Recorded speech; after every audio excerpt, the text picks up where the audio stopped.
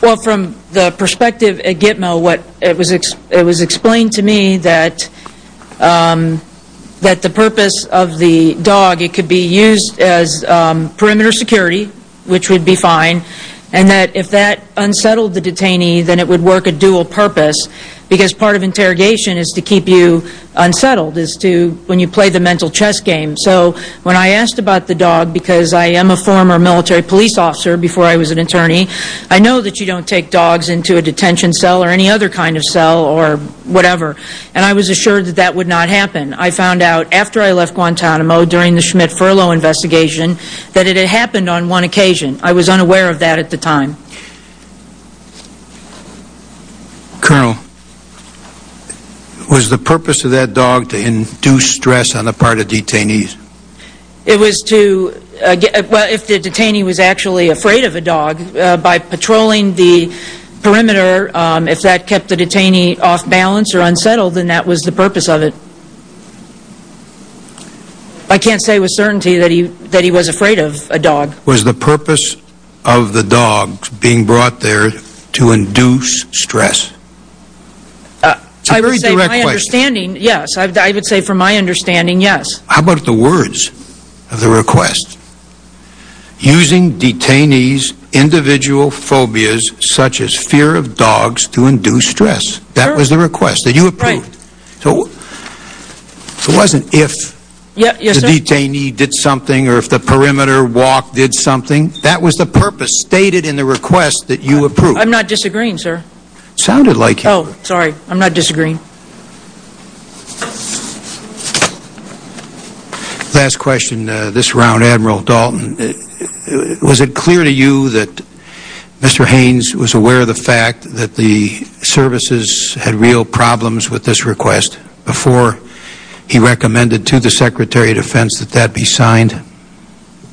Senator, it's my recollection that my staff briefed his staff on the issues that were brought to in the memos from the services, and that he was aware of those concerns. Now, again, those concerns were addressed very early on in the process without the benefit of knowing what the safeguards would be, what the oversight would be, and so I cannot say what the services opinions would have been had they had the same knowledge that Mr. Haynes and the rest of us had after the process had gone through. So that wasn't my question, was it? But their opinions would have been if. My question was Mr. Haynes aware of the opinions of the services at that time? That's my question. Yes, Senator, I believe that he was aware that the services had concerns, yes, sir. And was aware of those letters? Did you brief his staff on those letters? My staff briefed his staff. On those letters? Yes, sir. Thank you. Senator McCaskill?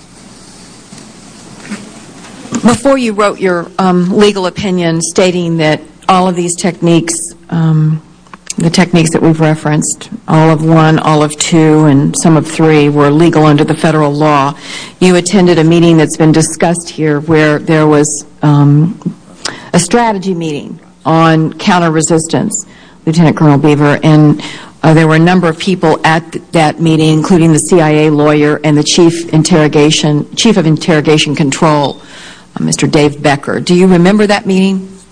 These meetings were mine. I started them in, I think it was late August, when I became aware that the military intelligence personnel were considering requesting additional techniques, so I thought it best if I held the meetings, brainstorming sessions, for lack of a better way to describe it, and invited everyone, including the law enforcement agencies, that there would be a more open discussion as opposed to just the military intelligence people.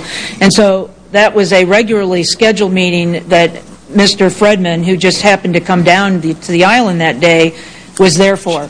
So it wasn't held for him. It was a meeting that I scheduled those meetings and invited everyone. And so the CIA lawyer was just invited in for that meeting that was already planned? Yes. Okay. Is how I recall it. Okay. And I want to go through some of the notes about this meeting. And I know that you didn't write these notes. I just need to know whether you think that this recollection of what was said is flat wrong and just absolutely not true. It's important to know whether you deny that these things were said in front of you or that you said these things.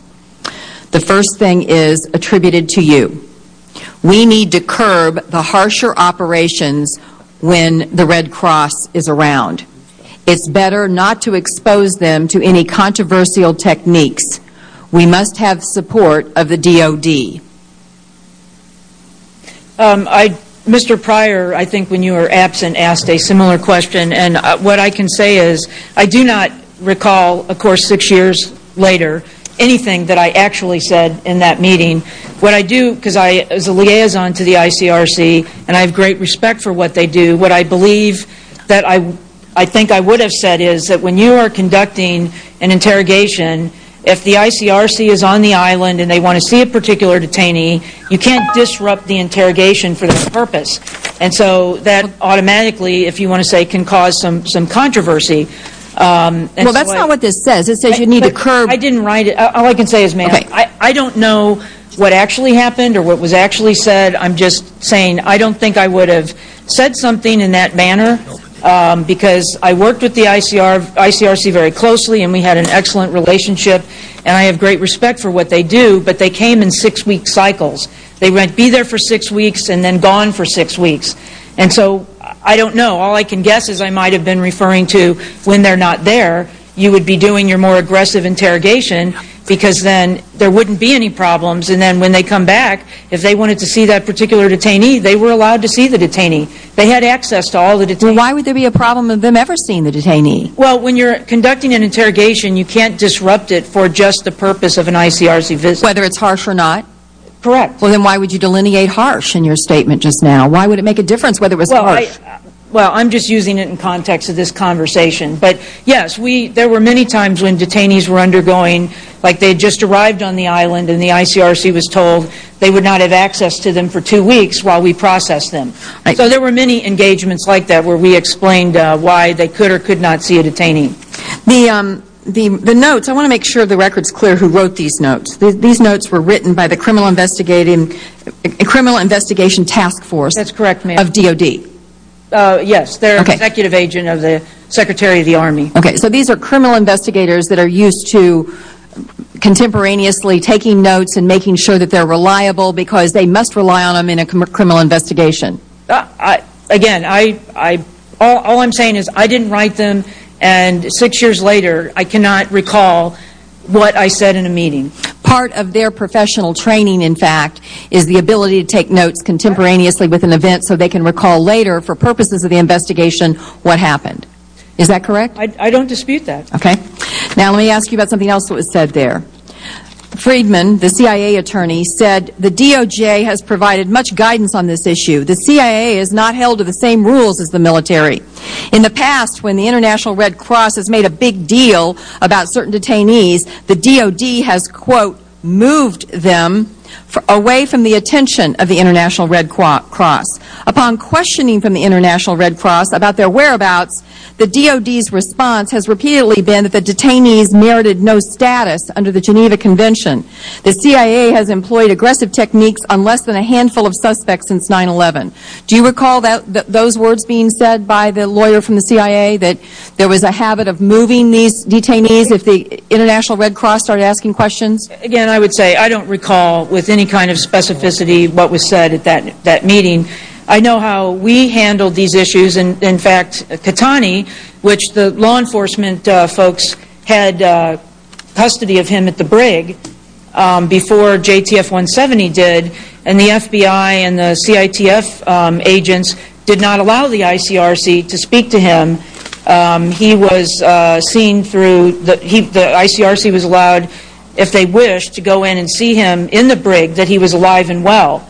And that was in the July-August time frame. So this was one of the detainees, this particular gentleman, ISN 63, that had been of interest to the law enforcement community as well as the intelligence community, and there had been many discussions. So again, I can't attribute anything to what Mr. Friedman said about the CIA, but I knew that DOD had different rules regarding the ICRC and how we operated on a DOD installation. All right, going further in the notes that were taken by law enforcement contemporaneous with this meeting, the chief interrogation control person, Mr. Becker, videotapes are subject to too much scrutiny in court. We don't want the LEA people, law enforcement authority people, in aggressive sessions anyway. Lieutenant Colonel Beaver, law enforcement authority choose not to participate in these type of choice not to participate in these type of interrogations is more ethical and moral as opposed to legal. And then this line from Mr. Fredman.